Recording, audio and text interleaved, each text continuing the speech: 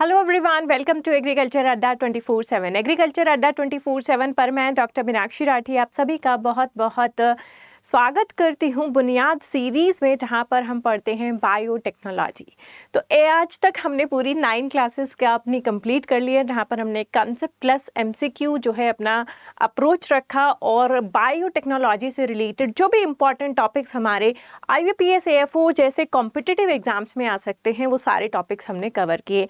जैसे कि हमने देखा मार्कर्स क्या होते हैं, हमने देखा प्लांट टिश्यू कल्चर कैसे होता है, हमने देखा वेक्टर्स कैसे होते हैं, रिस्ट्रिक्शन एंजाइम्स कैसे कट लगाते हैं, रिकॉम्बिनेंट DNA कैसे बनाया जाता है, आपका जो PCR है वो कैसे काम करता है, इलेक्ट्रोफोरेसिस कैसे काम करता है। आज हमारी इस सीरीज़ की लास्ट क्लास है जिसमें हम सिर्फ MCQs प्रैक्टिस करेंगे और इस सीरीज़ को वाइंड अप करेंगे। तो मुझे नहीं लगता कि इसके अलावा आपको, अगर आप किसी भी ग्रेजुएशन बेस्ड कॉम्पिटिटिव एग्ज़ाम के लिए तैयारी कर रहे हो और बायोटेक्नोलॉजी आपके सिलेबस में आता है, तो इससे ज़्यादा आपको पढ़ने की ज़रूरत नहीं है। और इस सीरीज़ को देखने के बाद आपको ये सीरीज़ के बाद बायोटेक्नोलॉजी को रटने की ज़रूरत भी नहीं है। ठीक है, let's get started with the series. और आज की हमारी लास्ट क्लास MCQ सीरीज़ है, जहाँ पर हम टॉप एक्सपेक्टेड MCQs करेंगे related to biotechnology. Let's get started with the class. So सबसे पहले अगर आपने अड्डा 24/7 की एप्लीकेशन नहीं डाउनलोड की है तो डाउनलोड कर लीजिए।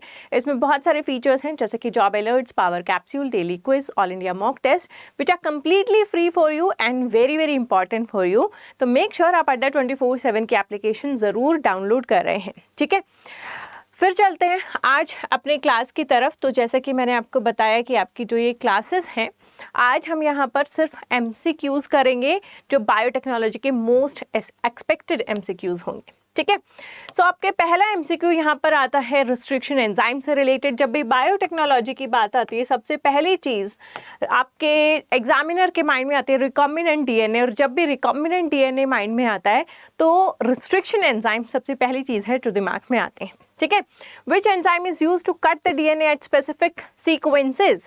ऐसे कौन से एंजाइम होते हैं जो DNA को स्पेसिफिक सीक्वेंसेस पर काटते हैं, एक पर्टिकुलर सीक्वेंस पर काटते हैं, ऐसे कहीं से भी नहीं काट देते हैं, है ना। तो ये कौन से होते हैं? ये हमारे रिस्ट्रिक्शन एंजाइम्स होते हैं, या फिर इनको रिस्ट्रिक्शन एंडोन्यूक्लियेज भी कहा जाता है। ठीक है, एंडो मतलब अंदर जो कट लगाते हैं, न्यूक्लियस मतलब न्यूक्लिक एसिड को डाइजेस्ट कर सकते हैं। तो रिस्ट्रिक्शन एंडोन्यूक्लियस या रिस्ट्रिक्शन एंजाइम शॉर्ट फॉर्म में हम इसको लिख देते हैं। So B will be your right answer. ये क्या करता है? DNA में कट लगाता है। DNA में कट ये इस तरीके से स्टिकी भी लगा सकता है जिसमें फ्री बेस पेयर्स हों, और ब्लंट कट भी लगा सकता है जिसमें कोई बेस पेयर फ्री नहीं होता है। It depends on the enzyme कि वो कैसा कट लगा रहा है, वो स्टिकी कट लगा रहा है या फिर वो ब्लंट कट लगा रहा है। ठीक है, नेक्स्ट आते हैं next question number 2। BT cotton contains a gene from which organism. BT cotton में एक जीन है, वो किस ऑर्गेनिज्म में पाई जाती है? तो BT कॉटन में जो जीन है वो किस ऑर्गेनिज्म से ली गई है बेसिकली, तो वो इसके नाम में ही आ जाता है BT। BT के फुल फॉर्म पता है, मतलब आपको ऑर्गेनिज्म का नाम पता है। ठीक है, तो ये ऑर्गेनिज्म है आपका बैसिलस thuringiensis। ये क्या है? ये एक बैक्टीरिया है, एक जीवाणु है, राइट। इस बैक्टीरिया में एक जीन पाई जाती है जिसका नाम मैंने बहुत बार आपको बताया हुआ है क्लास के दौरान भी, Cry1AC जीन। ठीक है, अब हमारी जो सेकेंड जनरेशन है उसमें Cry1AB जीन भी आपको मिलेगा, लेकिन शुरू में जो डाला था वो Cry1AC जीन ही डाला था। ठीक है, इस वैरायटी का नाम जिसमें ये जीन डाला गया था वो पहली वैरायटी थी बॉलगॉट। ठीक है, बॉल को गार्ड करती है, बॉलगॉट। ठीक है, तो ये इसकी वैरायटी का नाम था। चलिए आते हैं नेक्स्ट क्वेश्चन पर। PCR is used for which purpose. PCR किस लिए इस्तेमाल होता है? ठीक है, तो सबसे पहले PCR की फुल फॉर्म भी आपसे पूछ ली जा सकती है, पॉलीमरेज। पॉलीमरेज कौन है? DNA पॉलीमरेज है। DNA पॉलीमरेज क्या करता है? एक चेन रिएक्शन करता है, यानी कि रिएक्शन करता ही चला जाता है एक के बाद एक, तो इसको हम कहते हैं चेन रिएक्शन। तो पॉलीमरेज चेन रिएक्शन, ये क्या है? ये PCR की फुल फॉर्म है। तो यहाँ पर किस एंजाइम का यूज जो है PCR में किया जाता है? DNA पॉलीमरेज का इस्तेमाल किया जाता है। ये DNA पॉलीमरेज किस कहाँ से लिया गया है, जैसे क्राइजीन जो है हमने बैसिलस थुरिनजेनेसिस से लिया है, ये डीएनए पॉलीमरेज एंजाइम हमने किससे लिया है, टाक से लिया है। टाक मतलब थर्मस एक्विटस, ठीक है, थर्मस एक्विटस से लिया है क्योंकि ये हीट स्टेबल होता है, ये ज़्यादा टेम्परेचर पर भी काम कर पाता है, ठीक है। तो हम पीसीआर में क्या करते हैं, हम डीएनए को एम्प्लीफाई करते हैं, डीएनए के किसी भाग की बहुत सारी कॉपीज बना देते हैं, उसको एम्प्लीफाई करते हैं। एम्प्लीफाई करने का मतलब है उसके सिग्नल को स्ट्रॉन्ग करते हैं। जैसे आपके यहाँ केबल के सिग्नल्स होते हैं, है ना, तो अगर आपका टीवी अक्सर खराब आ रहा है तो केबल वाला क्या करता है, आपके आसपास एक एम्प्लीफायर लगा देगा जिससे सिग्नल फिर से स्ट्रॉन्ग हो जाता है, ठीक है। तो ऐसे यहाँ पर आपके जो जीन है वो इतनी जो है मल्टीपल कॉपीज में बन चुकी है कि उसका सिग्नल काफ़ी स्ट्रॉन्ग हो चुका है, तो उसको हम कहते हैं डीएनए एम्प्लीफिकेशन, ठीक है। चलिए नेक्स्ट आते हैं, पीसीआर की आपको वर्किंग जाननी है, हम पिछली क्लासेस में कर चुके हैं, वहां से आप देख सकते हैं। Golden rice is rich in which nutrient, golden rice किस न्यूट्रिएंट में रिच पाया जाता है। अब आप सबको पता ही है, वैसे तो ये बहुत इंपॉर्टेंट भी है ना। गोल्डन राइस अफ्रीकन कंट्रीज के लिए बनाया गया था, राइट, अफ्रीकन कंट्रीज के लिए बनाया गया था जहां पर विटामिन ए की काफ़ी डेफिशिएंसी थी। इस गोल्डन राइस में क्या पाया जाता है, एक्चुअली बीटा कैरोटीन पाया जाता है। बीटा कैरोटीन से हमारा शरीर अपने आप विटामिन ए बना लेता है।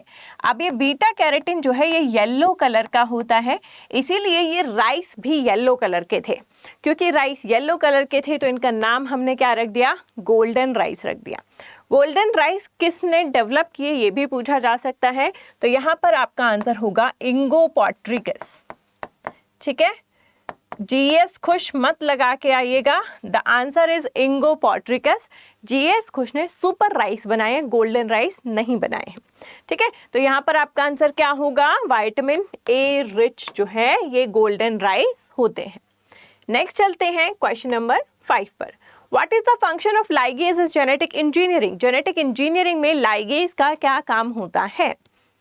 तो देखिए, जैसे आपका ये एंडोन्यूक्लियस होता है जो कि डीएनए के फ्रेगमेंट्स को कट करता है, यानी कि डीएनए को कट करता है, लेकिन फ्रेगमेंट्स को अगर जोड़ना है तो उसके लिए हमारा डीएनए लाइगेज एंजाइम होता है जिसको मॉलिक्यूलर गम भी कहा जाता है। गम मतलब गम, चिपकाने वाला गम, है ना, तो इसको मॉलिक्यूलर गम भी कहते हैं। और ये क्या करता है, जॉइनिंग द डीएनए फ्रेगमेंट्स, ये डीएनए की जो दो छोटी छोटी फ्रेगमेंट है उनको आपस में जोड़ने में काम आता है। ओकाज़ाकी फ्रेगमेंट्स को भी यही जोड़ता है जब डीएनए रेप्लिकेशन होता है, ठीक है। चलिए नेक्स्ट आते हैं, which vector is commonly used in plant transformation. अगर मुझे प्लांट में कोई भी जीन डालना है तो मैं किस वेक्टर का इस्तेमाल करूंगी, जैसे कि बीटी कॉटन ही लगा लीजिए। अगर मुझे कॉटन में ये cry1ac जीन किसी बैक्टीरिया से निकालकर कॉटन में डालना है तो इसमें हम ज़्यादातर किस प्लाज्मिड का इस्तेमाल करेंगे, कॉमेट का इस्तेमाल करेंगे, कॉस्मिड का, प्लाज्मिड का, टीआई प्लाज्मिड का या फाजमिड का। तो यहाँ पर हम ज़्यादातर प्लांट्स के लिए टीआई प्लाज्मिड का इस्तेमाल करते हैं। टीआई प्लाज्मिड क्या है, ट्यूमर इंड्यूसिंग, ठीक है, ट्यूमर इंड्यूसिंग प्लाज्मिड, ये ट्यूमर को इंड्यूस करता है यानी कि गॉल फॉर्मेशन करता है, ठीक है, क्या करता है, गॉल फॉर्मेशन करता है। ये हमने किससे लिया है, टीआई प्लाज्मिड एग्रोबैक्टीरियम से लिया है। एग्रोबैक्टीरियम जिसको हम क्या कहते हैं, जेनेटिक इंजीनियर, है ना, ये क्या है, एक नेचुरल जेनेटिक इंजीनियर है, अपने आप ही जेनेटिक इंजीनियर बन गया है, ठीक है। इसके माँ बाप को इसकी पढ़ाई भी नहीं करवानी पड़ी, राइट। तो एक नेचुरल जेनेटिक इंजीनियर है जिसमें टीआई प्लाज्मिड पाया जाता है। टीआई प्लाज्मिड में से एक छोटा सा टुकड़ा होता है जिसे टीडीएनए कहते हैं, ट्रांसफर डीएनए कहते हैं, जो टूट कर प्लांट के सेल में जाता है और वहाँ पर ट्यूमर इंड्यूस करवाता है। तो हमने सोचा अगर ये जो टूट कर जो टुकड़ा जा रहा है और प्लांट में अपने आप ही जा रहा है, इसकी जगह हम अपना जीन बिठा देंगे तो जीन भी चला जाएगा। और इसीलिए हम इस टेक्नोलॉजी को इस्तेमाल करते हैं प्लांट्स में ट्रांसफ़र करने के लिए। सिर्फ प्लांट्स में क्यों करते हैं, क्योंकि जो ये एग्रोबैक्टीरियम है ये प्लांट्स के सेल को ही इन्फेक्ट करता है, एनिमल सेल्स को इन्फेक्ट नहीं करता है, ठीक है। नेक्स्ट आते हैं, ELISA is used to detect. अभी मैंने आपको पिछली क्लास में ही एलिसा पढ़ाया था। What is the full form of ELISA, enzyme linked immunosorbent assay, ठीक है, ये क्या है, एलिसा की फुल फॉर्म है। एलिसा इस्तेमाल किस लिए होता है, आपके जो एंटीजेंस और एंटीबॉडीज़ होती हैं आपके शरीर में, है ना, किसी बीमारी से रिलेटेड एंटीबॉडीज़ आपके शरीर में पाई जा रही हैं या एंटीजेंस आपके शरीर में पाए जा रहे हैं, उनको डिटेक्ट करने के लिए एलिसा का इस्तेमाल किया जाता है। ठीक है, वो प्लांट्स में भी कर सकते हैं हम, वो एनिमल्स में भी कर सकते हैं, राइट। तो ये होगा आपका आंसर डी। ठीक है, चलिए नेक्स्ट आते हैं। Cry gene provides resistance against, cry gene जो हम बीटी कॉटन में डालते हैं वो क्या, किस लिए डाला था हमने, क्या वो किसी फंगल डिजीज से प्लांट को बचाता है, इंसेक्ट पेस्ट से प्लांट को बचाता है, हर्बिसाइड से प्लांट को बचाता है, या निमेटोड से प्लांट को बचाता है। तो क्राई जीन हमारा इंसेक्ट पेस्ट से हमें बचाता है। अगर स्पेसिफिकली पूछे तो लैपिडोप्टेरा, लैपिडोप्टेरा इंसेक्ट। ठीक है, लैपिडोप्टेरा इंसेक्ट बेसिकली यहाँ पर कौन सा था, pink ball warm. Pink ball warm जो है कॉटन में काफ़ी ज़्यादा आ रहा था और केमिकल्स की से हम इसको कंट्रोल नहीं कर पा रहे थे, इसलिए हमने बीटी कॉटन बनाया था। आज के दिन ये आपको पिंक बॉल वॉर्म के साथ साथ American ball warm and spotted ball warm से भी आपकी फसल को बचाता है। ठीक है, तो ये आपके बेसिकली लैपिडोप्टेरा इंसेक्ट के खिलाफ इस्तेमाल किया जाता है। इवन डायमंड बैक मोथ के लिए भी बीटी कॉटन नहीं, बीटी जीन का, क्राई जीन का इस्तेमाल किया जाता है। ठीक है, नेक्स्ट आते हैं। Gene gun method is used in, gene gun method किस में यूज होता है, एनिमल्स में, बैक्टीरियल सेल्स में, प्लांट सेल्स में, या फंजाई में। जीन गन मेथड को हम बायोलिस्टिक मेथड भी कहते हैं, बायोलिस्टिक मेथड। और ये कैसा मेथड है, ये डायरेक्ट जीन ट्रांसफर का मेथड है। डायरेक्ट जीन ट्रांसफर का मतलब है जहां पर हम प्लाज्मिड का इस्तेमाल ना करके डायरेक्टली किसी जीन को किसी सेल में ट्रांसफर कर रहे हैं, तो उसको डायरेक्ट जीन ट्रांसफर मेथड कहते हैं। और उसमें सबसे ज़्यादा यूज़ होने वाला बायोलिस्टिक गन ही है या फिर कहीं जीन गन ही है। ठीक है, तो यहाँ जीन गन को ट्रांसफॉर्मेशन जनरली प्लांट सेल्स के लिए किया जाता है because they are little bit bigger in size. ठीक है, चलिए let's go to 9th। The term recombinant DNA was coined by, recombinant DNA, पुनर्योजक DNA, ये शब्द किन्होंने दिया, वैटसन एंड क्रिक ने दिया, स्टेनले एंड हर्बर्ट ने दिया, मेंडल ने दिया, या जैकब एंड मोनार्ड ने दिया। रिकॉम्बिनेंट DNA यानी कि पुनर्योजक DNA। रिकॉम्बिनेंट DNA क्या होता है, बेसिकली जब दो अलग अलग प्रकार के DNA मिक्स होते हैं तो हम उसको रिकॉम्बिनेंट DNA कहते हैं। जैसे कि ये आपके प्लाज्मिड का DNA है और ये आपका जीन ऑफ इंटरेस्ट का DNA है, ये दो अलग अलग DNA यहाँ पर एक साथ मिक्स हुए हैं तो हम इसको क्या कहेंगे, रिकॉम्बिनेंट DNA कहेंगे।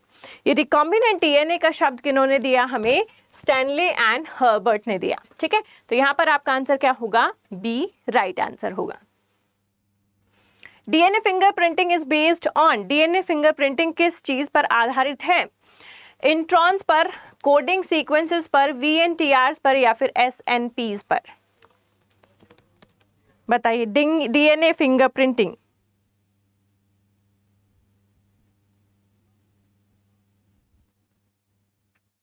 डीएनए फिंगरप्रिंटिंग किस चीज पर आधारित है, तो यह है आपकी VNTRs। ठीक है, VNTRs यानी कि variable number tandem repeats, tandem repeats, basically kind of your SSR markers। SSR markers में क्या होता है, सिंपल सीक्वेंस रिपीट, और सिंपल सीक्वेंस रिपीट में नंबर अलग अलग हो सकते हैं, मेरे DNA में 30 हो सकते हैं, आपके DNA में 20 हो सकते हैं। उन नंबर को एक काउंट करता है, डायग्नोज करता है और पॉलीमॉर्फिज्म शो करता है, उनको हम VNTRs कहते हैं। तो यहाँ पर आपका आंसर होगा C, VNTRs। Which method is used for direct gene transfer in plants, plants में डायरेक्ट जीन ट्रांसफर के लिए किस मेथड का इस्तेमाल किया जाता है। तो वैसे तो आप जो है इनमें से किसी का भी कर सकते हैं, लेकिन सबसे ज़्यादा हम बायोलिस्टिक गन मेथड का इस्तेमाल करते हैं। लाइपोसोम्स का इस्तेमाल ज़्यादातर आप एनिमल सेल्स में करते हैं। ठीक है, चलिए नेक्स्ट आते हैं। Which crop was first GM crop approved in India, ऐसी कौन सी पहली GM क्रॉप थी जो कि इंडिया में अप्रूव हुई थी, नहीं हुई है कह सकते हैं, क्योंकि इंडिया में सिर्फ एक ही GM क्रॉप है जो आज तक लगाई जा रही है। इसके अलावा कोई और जीएम क्रॉप नहीं है। और ये जीएम क्रॉप कौन सी है? ये है आपकी बीटी कॉटन। इसके अलावा इंडिया में कोई भी जेनेटिकली मॉडिफाइड क्रॉप ग्रो नहीं की जाती है। जीएम मस्टर्ड को मत लगा कर आइएगा। जीएम मस्टर्ड अभी फील्ड ट्रायल्स में है, फार्मर्स के पास नहीं है, ग्रो करना अभी भी इलीगल है जीएम क्रॉप को, ठीक है। तो यहाँ पर सिर्फ एक ही आंसर होगा, बीटी कॉटन। नेक्स्ट आते हैं, first recombinant insulin was produced in, पहला रिकॉम्बिनेंट इंसुलिन कब बनाया गया था? देखिए इंसुलिन की कहानी बड़ी अच्छी है, ठीक है। तो पहले हम इंसुलिन लेते थे पैनक्रियाज सेल से, जो किसी भी मैमल का होता था, सुअर का भी हो सकता है, घोड़े का भी हो सकता है, गाय का भी हो सकता है। बट जो ये इंसुलिन हम ले रहे थे, एक्सट्रैक्ट आउट कर रहे थे और ह्यूमन को दे रहे थे, इंजेक्ट कर रहे थे, जो भी डायबिटिक पेशेंट थे, उनकी बॉडी ये पहचान रही थी कि ये मेरा इंसुलिन नहीं है और उसे रिजेक्ट कर रही थी, उसको रिस्पॉन्ड नहीं कर रही थी।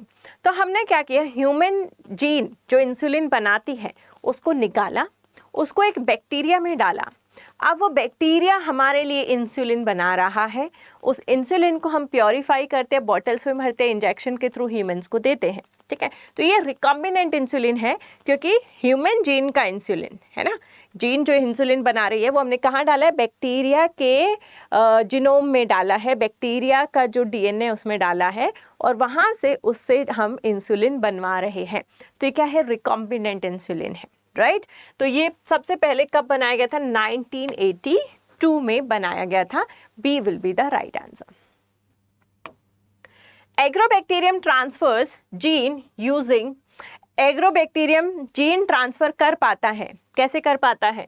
आर प्लाज्मिड की मदद से, T DNA of TI plasmid की मदद से, एफ प्लाज्मिड की मदद से, या फिर विर प्लाज्मिड की मदद से।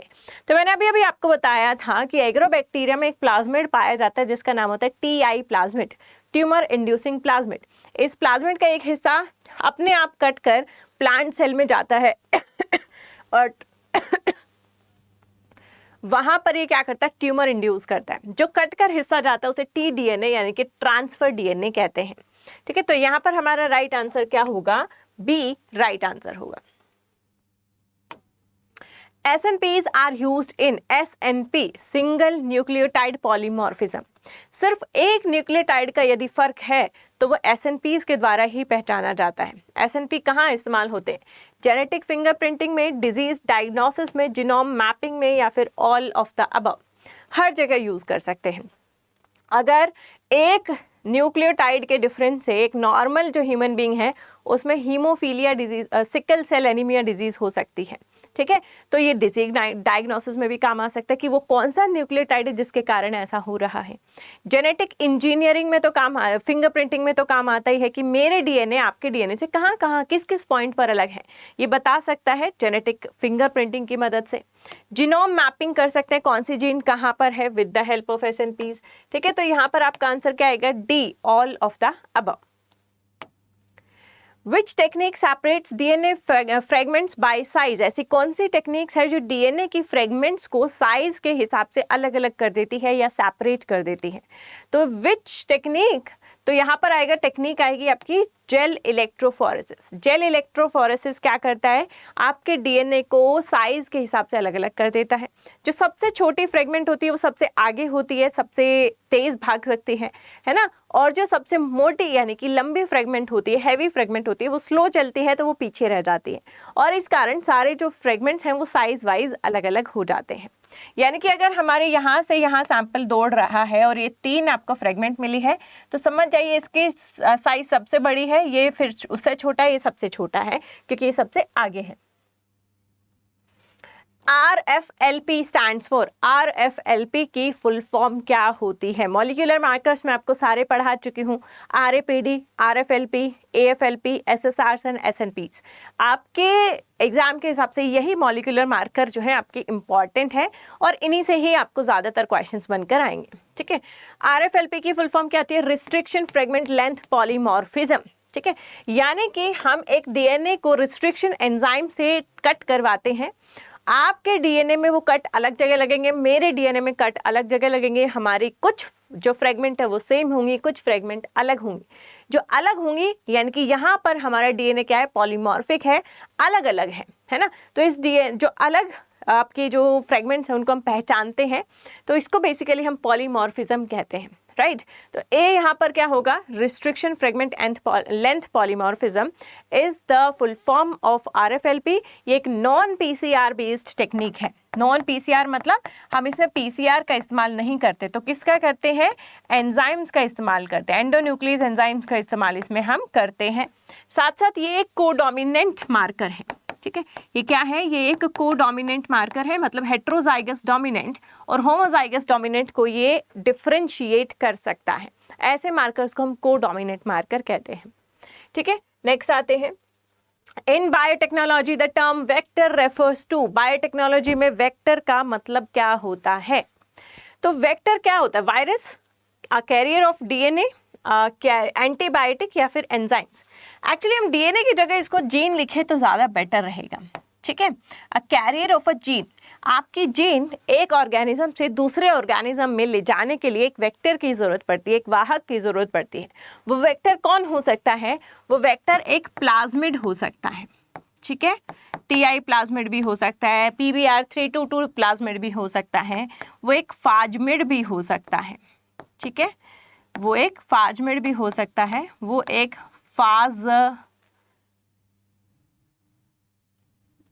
फाजमिड भी हो सकता है, ठीक है। कुछ भी हो सकता है, प्लाज्मिड भी हो सकता है, फाजमिड भी हो सकता है, फाजमिड भी हो सकता है, कुछ भी हो सकता है। जो हमारे डीएनए को यहाँ से दूसरी जगह ले जा सकता है वो सब हो सकते हैं।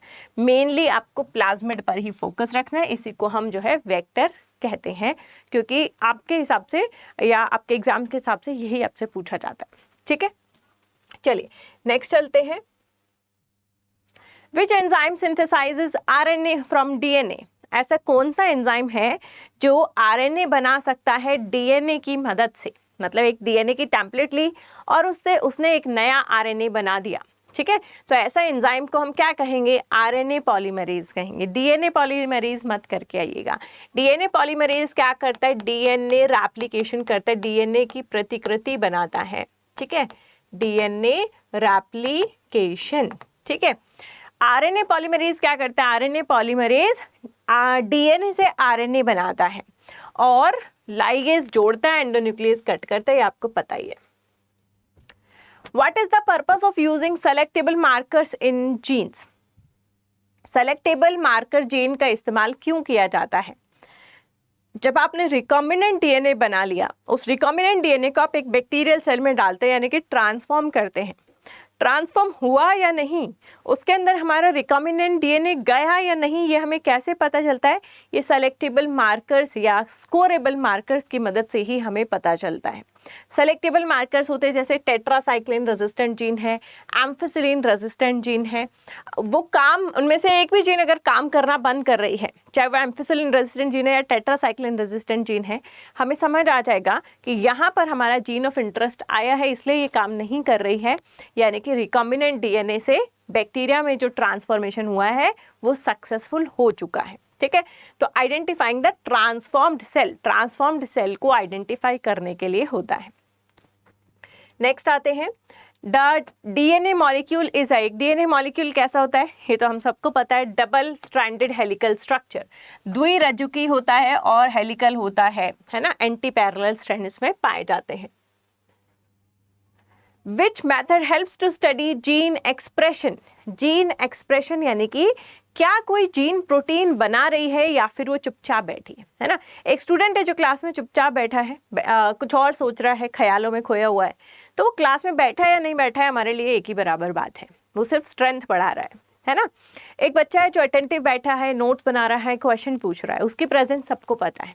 तो ऐसे ही एक जीन हो सकता है इनएक्टिव हो, जो कोई प्रोटीन नहीं बना रही है, और एक जीन एक्टिव हो सकती है, एक्सप्रेस कर सकती है, प्रोटीन बना सकती है। कैसे बनाती है जीन प्रोटीन? जीन से आरएनए बनता है, आरएनए से प्रोटीन बनता है। तो आपको पता लगाना है कि उसने प्रोटीन बनाया या नहीं बनाया, तो ये आपको नर्दन ब्लॉटिंग से पता चलेगा। अगर आपको प्रोटीन डिटेक्शन करनी है तो ये आपको किससे पता चलता है? वेस्टर्न ब्लॉटिंग आना चाहिए आंसर। मतलब आरएनए डिटेक्शन के लिए शायद नॉर्दर्न ब्लॉटिंग करते हैं, प्रोटीन के लिए वेस्टर्न ब्लॉटिंग करते हैं। ठीक है, सो इसको वैसे मेरे हिसाब से इसका वेस्टर्न ब्लॉट आना चाहिए। प्रोटीन्स डिटेक्शन के लिए वेस्टर्न ब्लॉटिंग किया जाता है, आरएनए डिटेक्शन के लिए नॉर्दर्न ब्लॉटिंग किया जाता है, डीएनए डिटेक्शन के लिए सादर्न ब्लॉटिंग किया जाता है। ठीक है, तो फिर भी इसको यहाँ पर छोड़ देते हैं एक बारी, क्योंकि जीन एक्सप्रेशन में आरएनए भी बनता है और आरएनए के बाद बेसिकली प्रोटीन भी बनता है ना।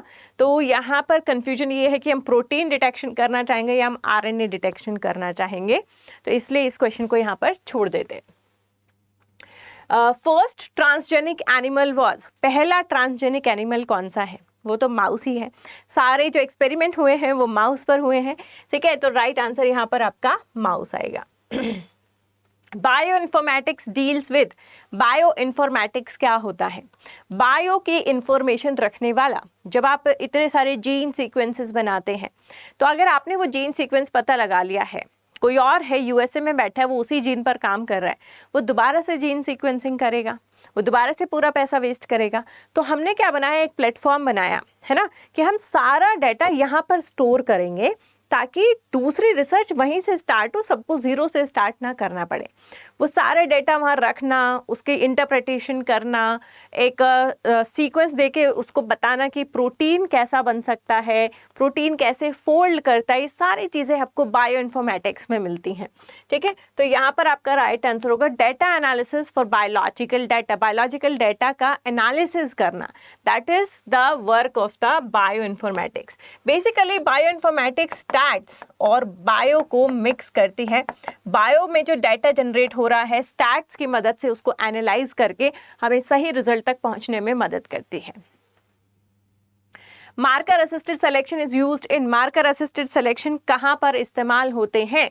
तो मार्कर असिस्टेड सिलेक्शन बेसिकली आपको ब्रीडिंग में इस्तेमाल होते हैं, है ना। ब्रीडिंग करने के लिए इस्तेमाल होते हैं ताकि आप जल्दी से जल्दी ब्रीडिंग साइकिल्स कंप्लीट कर पाएं और एफिशिएंटली सिलेक्शन कर पाएं।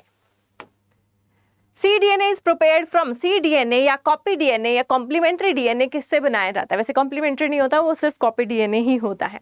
तो कॉपी डीएनए किससे बनाया जाता है? आरएनए से बनाया जाता है, जो कि मैंने आपको cDNA लाइब्रेरी में बताया था कि कैसे बनता है। ठीक है, तो आरएनए से यदि डीएनए बनाते, डीएनए से तो आरएनए बनता ही है, आरएनए से यदि डीएनए बनाते हैं तो इसके लिए जिस एंजाइम का इस्तेमाल होता है वो होता है रिवर्स ट्रांसक्रिप्टेज। ठीक है, रिवर्स ट्रांसक्रिप्टेज एंजाइम ये होता है और ये आरएनए से डीएनए बना सकता है। Which plant was used to develop first transgenic plant? कौन सा प्लांट है जो पहला ट्रांसजेनिक प्लांट है? तो पहला ट्रांसजेनिक प्लांट क्या होगा आपका? टबैको होगा, right. B will be the right answer. Which organelle contains its own DNA? Cell में ऐसा कौन सा ऑर्गन है जिसमें अपना खुद का डीएनए पाया जाता है? एक तो आपका माइटोकॉन्ड्रिया और एक है आपका क्लोरोप्लास्ट। ठीक है, क्लोरोप्लास्ट और माइटोकॉन्ड्रिया में अपना खुद का डीएनए होता है। ये सेमी ऑटोनॉमस ऑर्गन्स होते हैं। माइटोकॉन्ड्रिया में आपका मेल स्टेरिलिटी जीन भी पाया जाता है। ठीक है, as you know but still you should know, right. Next चलते हैं। Which method is use to identify specific sequences of the DNA? कौन सा मैथड है कि मुझे डीएनए की सीक्वेंसेस आइडेंटिफाई करनी है, उसके लिए मैं इसका इस्तेमाल कर सकती हूँ। तो डीएनए आइडेंटिफिकेशन के लिए होती है सादर्न ब्लॉटिंग, है ना। मुझे एक छोटा सा प्राइमर डिजाइन करना है और इस पूरे डीएनए में देखना है कि उससे रिलेटेड जीन कहाँ पर है, तो मैं इसको यहाँ छोड़ दूंगी। जहाँ भी उसे अपना कॉम्प्लीमेंट्री सीक्वेंस मिलेगा वो जुड़ जाएगा, तो मुझे पता चल जाएगा ये एरिया है जहाँ पर ये जीन पाया जाता है या ये पर्टिकुलर सीक्वेंस पाया जाता है। तो इसको हम सादर्न ब्लॉटिंग कहते हैं, जहाँ डीएनए एक दूसरे के साथ हाइब्रिडाइज करते हैं और किसी भी डीएनए फ्रेगमेंट को पहचानने में हमारी मदद करते हैं। चलिए, so that's the whole class. I hope आप सब लोगों को क्लास इन्फॉर्मेटिव लगी होगी। ये आपका IBPS AFO का जो है टारगेट बैच है, जो कि 16 जुलाई से स्टार्ट हो गया है। If you are preparing for IBPS AFO you can admit in the target batch और अपनी प्रिपरेशन जो है आप स्टार्ट कर सकते हैं विद अड्डा 24/7। ठीक है, यहाँ पर आपके एग्रीकल्चर महापैक है। अगर आप एग्रीकल्चर से रिलेटेड मल्टीपल एग्जाम्स की तैयारी करते हैं तो एग्रीकल्चर महापैक में एनरोल कर सकते हैं। एक ही एनरोलमेंट में आप मल्टीपल एग्जाम्स के लिए तैयारी कर सकते हैं। उनकी ई बुक्स, उनके ई नोट्स, उनकी video recorded classes, live classes, सबका एक्सेस जो है आपको एक ही एनरोलमेंट में मिल जाता है।